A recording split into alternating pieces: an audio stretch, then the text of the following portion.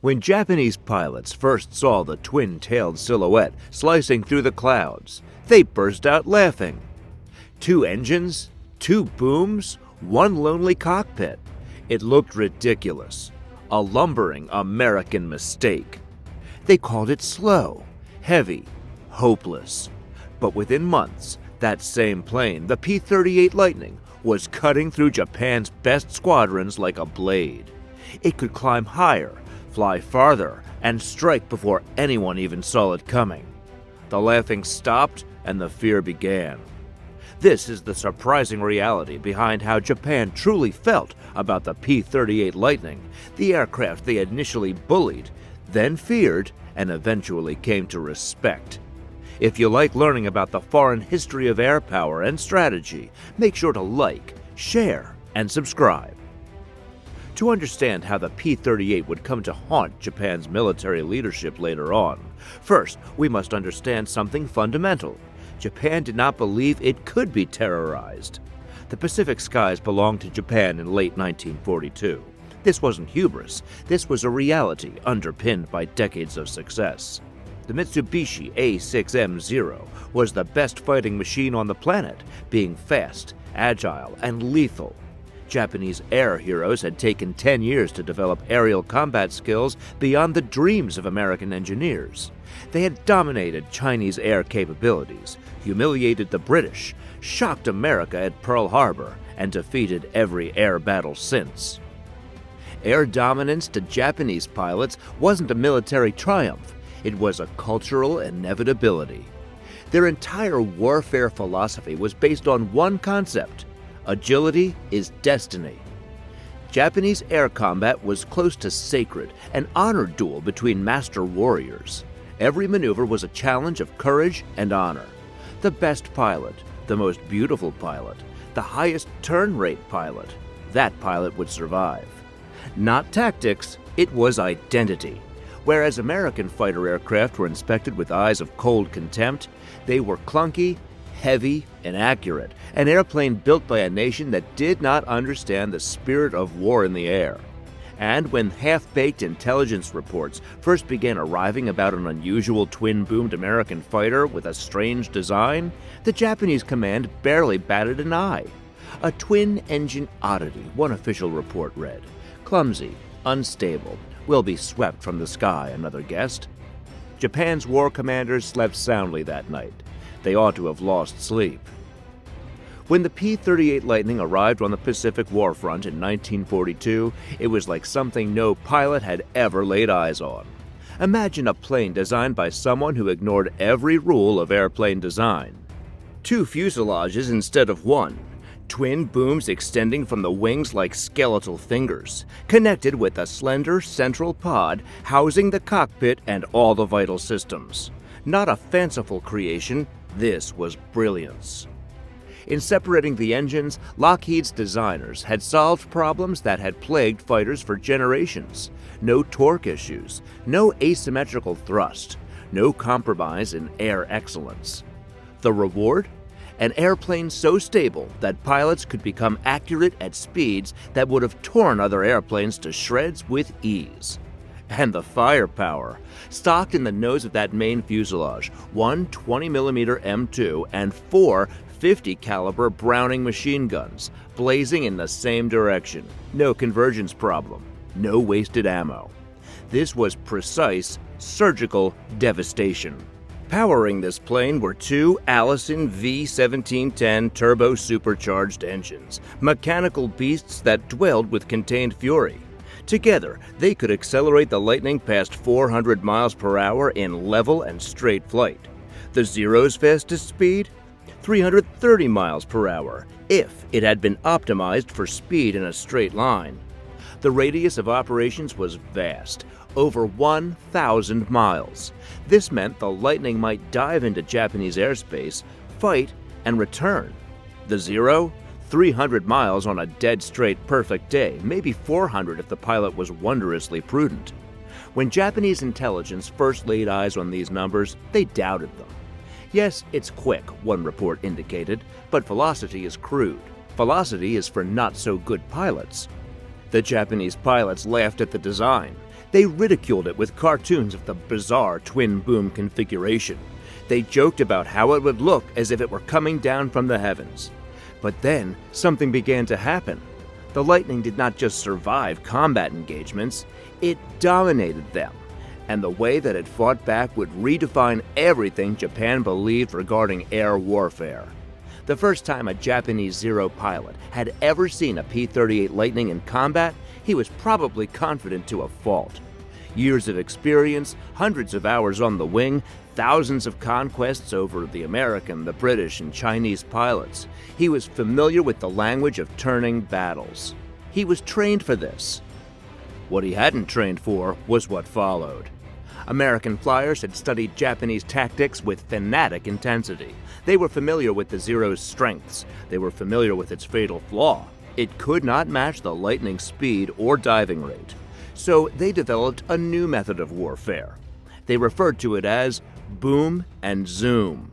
Climb down to the top altitude, sweep for your opponent below. When you find him, shove the throttles home and dive quick, damn quick. That kind of speed would rip the wings from a Zero. Shoot your focused nose guns in one killing burst. Pull hard on the stick afterward and shoot straight back up, out of your enemy, using your speed as protection. By the time you were able to make the attempt, you were already at 20,000 feet, saving energy for the next attack. Ad infinitum. It was not chivalrous. It was not even very beautiful. It was doomsday effective in Japanese eyes. This was pure madness. Veteran pilots reported battles against the Lightning as being unreal, night-on nightmare-like. "The sky was blue a minute ago," said one pilot. "Then a silver ghost descended from the sky. We never even saw it until the bullets materialized." Allison engines in the Lightning had mufflers fitted on their exhausts, and thus were almost impossible to detect. Most Japanese pilots never knew they were being attacked until tracer fire was shredding the side of their fuselage. Whole squadrons were reporting in the early months of 1943 an unnerving new fact. There was an airplane they could not catch, could not outturn, and could not destroy in any normal fashion. Squadron commanders began issuing desperate tactical orders. Do not attempt to match a Lightning one-on-one. Do not attempt to outclimb it. Call relief, call for altitude superiority, shun head-on fighting if possible. These were not the orders of a confident battlefield air force. And then there was the day that broke the Japanese worldview in pieces. Operation Vengeance. April 18, 1943, American cryptanalysts had cracked a vital message. Admiral Isoroku Yamamoto, architect of the Pearl Harbor attack, commander who had overseen Japan's entire naval air war, was flying out to Bougainville that morning. The mission was over 400 miles across open water. A one-way flight for anyone but the very best of pilots. But the P-38? A return trip. 18 Lightnings roared down the runway in the pre-dawn darkness. They shut up in wave-top formation to avoid radar detection, flying low over the Pacific like falling hawks. At the intercept point, Yamamoto's plane was there, on schedule, where the codebreakers had said it would be. The battle lasted only seconds. The Admiral's plane, filled with bullet holes, plummeted from the air and exploded deep in the jungle below. To Japan, it wasn't just a loss of men. It was a psychological earthquake. The airplane they'd mocked, the flying fiasco they'd scornfully christened the flying blunder, had just carried out one of the most precise, most daring, most crippling air raids ever waged on the battlefield. The assassination of Admiral Yamamoto did more than remove one individual from the conflict. It literally shattered the morale of the Japanese military. If the P-38 could attack at will, go 400 miles of open sea, deliver flawless precision attacks on particular timetables, what couldn't it do? Mid-1943, Japanese intelligence reports now contained a new desperate flavor. The P-38 Lightning was no longer viewed as an easy fighter. It was referred to as a high-speed predator, commanding extreme respect and caution. Veteran pilots made declarations that went to each squadron. Never attack a Lightning. Its descent rate is out of our class. Never try to turn with it in a prolonged dogfight. Never be a hero. The psychological impact was gigantic and catastrophic. Japan's pilots, aviators who in their own minds had become superior to others, who had experienced only all the years of nothing but triumph, began making a terrifying realization. Their adversary had altered the rules. Veteran ace Saburo Sakai, who had dozens of confirmed kills on his scoreboard, subsequently discussed the Lightning with a kind of morbid resignation. To fight it in a turning battle, he declared, was suicide. You would lose every time. This was the verdict of an absolute defeat from one of the finest pilots in Japan. Pilots began going out of their way to shun Lightning combat. When they did encounter Lightnings, Japanese formations collapsed. They'd climb high, they'd retire if they had to, anything to get out of that silver fighter's range. This was a complete denial of Japanese air philosophy. The aggressive air philosophy of combat, of seeking honorable one-on-one combat, was disintegrating. When a P-38 crashed, and sometimes they did, it was a crisis. Japanese engineering teams would swarm over the wreckage like archaeologists over ancient relics. They'd disassemble every rivet, every bearing, every circuit in that mid-cabin. They'd reverse engineer the superchargers, the engine configuration, and the gun mounting arrangement. And time again, the same conclusion struck them. The Americans weren't ahead in just one area. They had effectively redefined the airplane. The golden age of the agile dogfighter, the doctrine that had dominated Japanese air war since the 1930s, was over. A new era was beginning, an era in which horsepower, speed, range, and durability were greater than grace, agility, and pride. Japan was not adapting fast enough. By the time Japan did surrender in the summer of 1945, its air force was nothing more than a shadow. Not just in numbers, though they had lost dozens of thousands of planes, but in spirit and capacity too. Their capable pilots who could fly were away. Their 10-year-old theory that had served them so well was antiquated, and their hardware, which had brought them into the limelight, was outgunned. The P-38 Lightning had played a role at each turn of that horrible autumn. It had escorted bombers deep inside Japanese skies. It had swept enemy planes out of the skies. It carried out precision bombing with surgical accuracy. Above all, it proved something that redefined war history. Speed, power, range, and firepower could outdo agility and maneuverability. Post-war, jet aerodynamicists recited the Lightning. Its philosophy went on to define the following, now legendary F-86 Sabre, which would reign supreme in Korean skies many years hence. Its principles became part of fighter design philosophy across the globe. 76 years on, today's fighter aircraft are still designed on principles the Lightning had defined.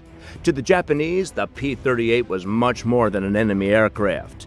It became a symbol, a reminder of the times when their faith had been shattered, when their pride had been shattered, when they had learned that technological progress and warfare skills could shatter decades of experience and tradition.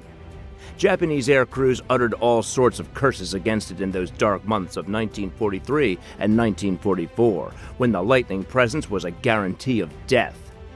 Even Fork-tailed Devil, a horror out of the depths of hell, cruel and relentless.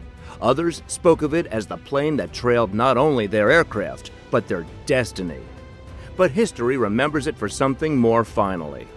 The P-38 Lightning illustrated to the world that war's future is not with the rule-abiders.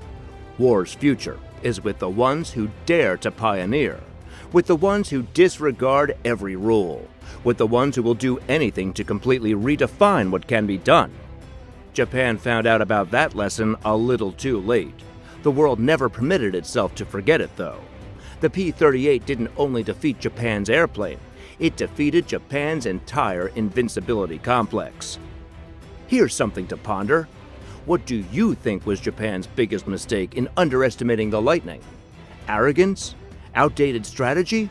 Or getting out-engineered by the Americans? Let us hear what you have to say in the comments below. In case you enjoyed this story as much as we did, don't forget to like, share, and subscribe for more untold stories from the skies. This is Wing Time. Thanks for watching.